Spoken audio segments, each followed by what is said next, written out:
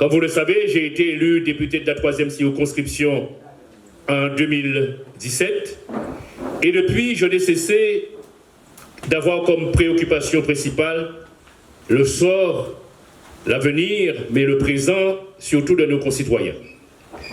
À chaque fois que j'ai eu l'occasion de prendre l'avion, eh bien, lorsque je suis en vol, je ne pense qu'à la mission que la Guadeloupe m'a confiée. Parce que quiconque penserait autrement ne serait un élu qui ne penserait qu'à sa propre situation. Et comme vous le savez, j'ai mené un travail acharné. Je suis le député qui a pris des positions extrêmement fortes. J'ai été la 5e standing ovation de la 5e République. Parce que j'ai pris position sur quelque chose qui était, à mon avis, inacceptable et que nous ne pouvions laisser faire et qui était lié à notre propre histoire.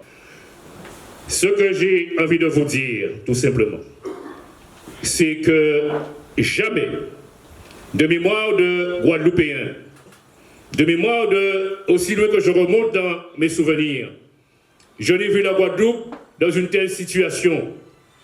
Je ne reprendrai pas les évolutions comme par exemple le chômage. Je ne reprendrai même pas les problèmes de l'eau, les problèmes du transport, des problèmes liés simplement à la formation professionnelle de nos jeunes, d'une écurie caractérisée d'une administration régionale qui n'a jamais su se mettre en marche. Je dirais simplement qu'aujourd'hui, outre cela, nous avons quelque part mal à nous-mêmes parce que nous ne sommes pas reconnus, nous ne savons pas dans quelle direction la Guadeloupe va, nous ne savons pas si demain nous allons encore exister en tant que peuple parce que jusqu'à présent, j'ai l'impression que durant ces 6 dernières années, nous n'avons rien eu à mettre en commun. Aujourd'hui, regardez ce qui se passe en Guadeloupe.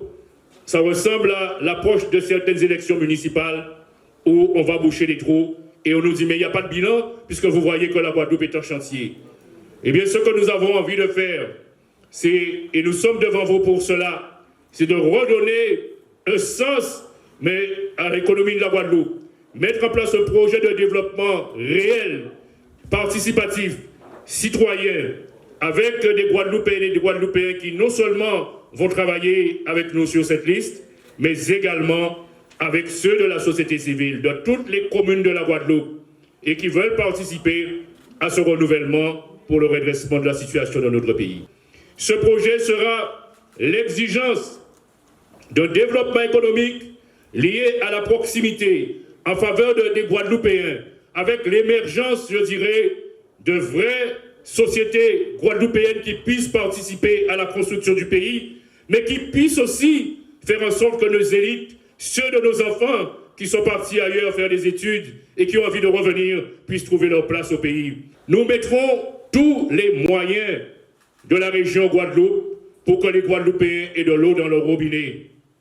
Nous n'accepterons pas qu'il y ait une partie de la Guadeloupe qui ait de l'eau, l'autre partie qui n'en a pas. À Capesterre, par exemple, où on prend l'eau et que les Capestériens n'aient pas d'eau. C'est un outrage.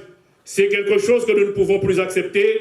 Ce chantier sera pour nous prioritaire.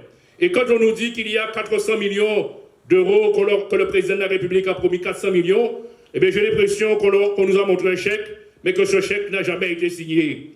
Alors nous attendons encore, il faut que nous prenions en main la destinée de notre population avec les moyens qui sont les nôtres, ayant recensé nos capacités. Nous avons plaidé, nous avons dit en 2009 qu'il fallait que dans les administrations, les services déconcentrés de l'État, et on nous l'avait promis, qu'à compétence égale, qu'à capacité égale, diplôme égal, grade égal, que l'on nomme un ultramarin ou un Guadeloupéen. Nous en sommes absolument loin. Nos enfants, au contraire, voient arriver le courrier de ministre. Un ministre des Outre-mer qui écrit noir sur blanc, un président de région que vous avez élu de vos suffrages. Aucun jeune Guadeloupéen fait fonctionnaire, technicien, fonctionnaire, qui a déjà travaillé dans l'eau en Guadeloupe, n'aura le droit de travailler dans cette nouvelle structure que l'on a nommée, que l'on a montée à la hâte, et où on a contraint Éric Jalton à entrer parce que c'était, je dirais, le seul EPCI, le seul établissement public à coopération intercommunale qui avait quelques moyens. Nous aurions pu discuter de nos affaires entre nous. Pour la Guadeloupe, il nous faut une exigence de compétences. Il nous faut relocaliser des possibilités, des pouvoirs, des compétences chez nous. Mais je l'ai toujours dit, et je suis en stade d'accord avec ceux qui m'accompagnent, avec le PPDG, le PARE et le PSG, il nous faut étudier, il ne faut pas partir à l'aventure. Comment peut-on nous dire, par exemple, lors de l'avant-dernier congrès, que l'on demande la politique de l'emploi, que l'on demande la fiscalité sans que nous ayons étudié ce que nous perdrons, ce que nous gagnerons. La politique de l'emploi et en même temps on demande à recentraliser le RSA, on dit à l'État de prendre le RSA et comment allons-nous indemniser les chômeurs qui sont en grand nombre dans notre pays. Alors ce pays, la Guadeloupe, il faut le préserver selon une exigence écologique, selon une exigence de développement, selon une exigence de mise en cohérence, selon une exigence de participation, selon une exigence de valorisation des Guadeloupéens eux-mêmes dans ce pays. Ceux qui n'ont pas quelque chose à mettre ensemble, eh bien, sont appelés à disparaître. Alors c'est un sursaut que nous voulons apporter, mais ce sera avec vous, ce sera avec nous tous, et la liste que nous conduirons, qui n'a pas encore le titre, on peut déjà dire que ce sera un contrat. Nous sommes tombés d'accord en tout cas sur le fait que notre programme et ce que nous allons mettre en œuvre sera un contrat moral avec le peuple.